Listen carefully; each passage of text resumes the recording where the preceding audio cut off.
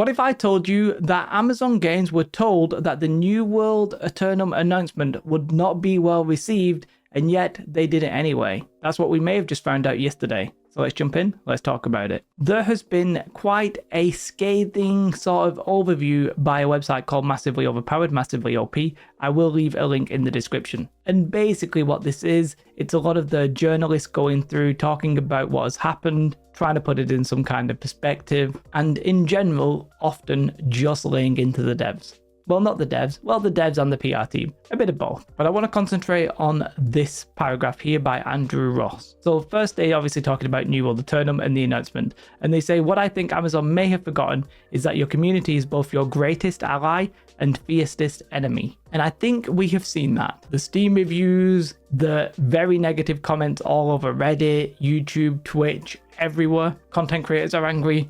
Everybody's angry. It's backfired, right? This whole idea of pitching New World Aeternum as a different game confused everybody, hurt the marketing, hurt the current players, and it's not worked. By attempting to bypass current players and appeal to new ones, Amazon has ensured that word spread like wildfire that this is a game to avoid before console players have gotten to really try it themselves. And it's the thing there is that they bypassed the current players completely. We obviously had the announcement, and then Jeff on stage at Summer Game Fest was like, this is a solo or co-op game, and everybody was like, that's a little bit weird. Then they did the dev video, which was directed obviously at console players, and PC players were just looking around being like, hey, what about me? Well, we were the ugly sister, and they were concentrating on the pretty new sister, who's the one that's actually going to make them money. The console players are actually potential customers who will spend some amount if they buy the game. Like 50 quid in the UK, it's not cheap. And as a PC player right now, I'm literally more of a player than a customer. I'm not really buying anything. I didn't actually buy the last season pass, even though I might do because I really want the skins and I'm a shill, but you know, never mind, ignore that. But other than that, I'm not going to buy the next season pass because there isn't one until Aeternum. I'm not going to buy the skins because the skins are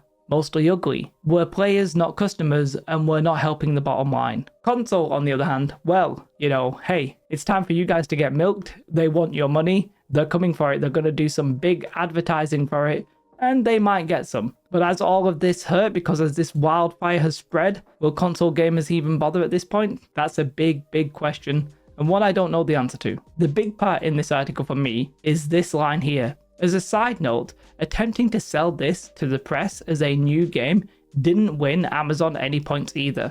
And yes, we did warn PR how it would look before the Summer Game Fest announcement. So they were told it was going to be a bad reaction. They were told that they needed to probably do something for PC players. And you know what? They ignored it. They did it anyway. And the reason they did it anyway is because of that. The console players are customers, and the PC players right now are irrelevant. I know Dukesoft has done a video talking about how irrelevant we are, so I won't go into that too much. But yeah, we're not paying for the game. But it's incredible to me that they were told that this was likely going to backfire, and still just blindly proceeded. Now, maybe it was too late to change the track you were on.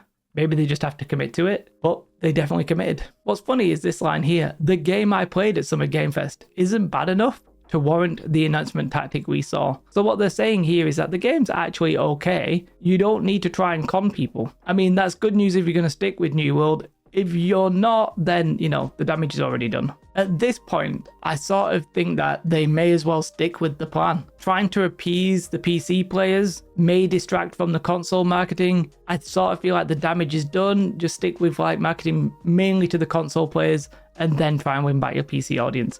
If you could, I don't think you necessarily can, but you know, it is what it is. Now, this line here from Colin Henry is just an absolute classic. I see that a roadmap for 2025 is coming after Aeternum's launch. Will that include the sunset date? Because at this point, I'm thinking it should. It won't, but we might get there anyway. I do sort of disagree with this though. He says, but I have seldom been so sure that an MMO isn't long for this world than this one.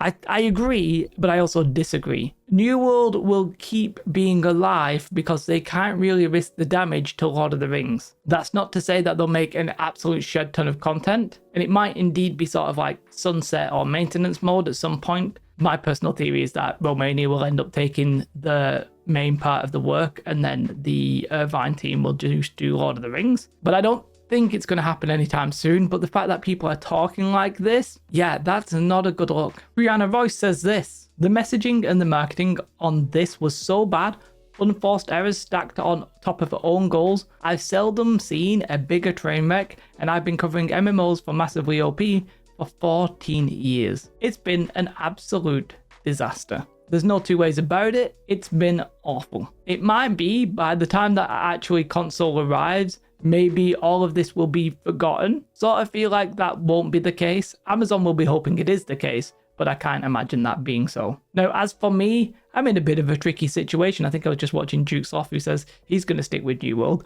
And as a content creator, it's sort of difficult to pivot unless there's something directly to pivot to that's as popular, that you like, that's new, etc. But I wouldn't be surprised if we're going to see an exodus of content creators.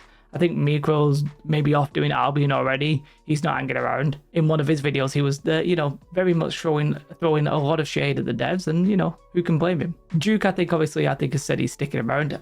If I'm talking out of turn, maybe somebody let me know in the comments. For me, I'm going to do a bit of both. On Twitch, I'm probably going to play other games, but I'll still cover New World casually. Like when I wasn't full-time on Twitch, I was basically doing New World a little bit in the evenings. I wasn't really playing that much all the time necessarily because I was busy, I had a full-time job, had a wife and a kid. So I'd play a little bit, play the new content, and then I'd just sort of stop. I'm going to go back to that on YouTube at least, because it just makes sense. Now, there is actually some good in the update, and we'll probably talk about that another time.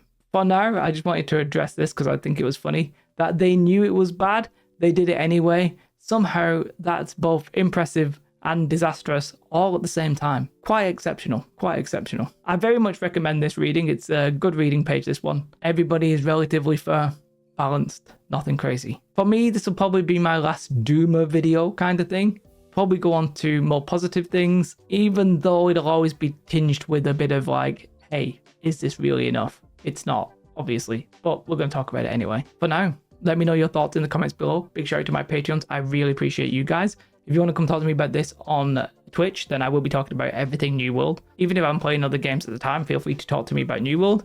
Even if I'm playing New World, feel free to talk to me about anything, Ashes of Creation, whatever. It's all good. For now, have a most beautiful day. Like and subscribe. Goodbye.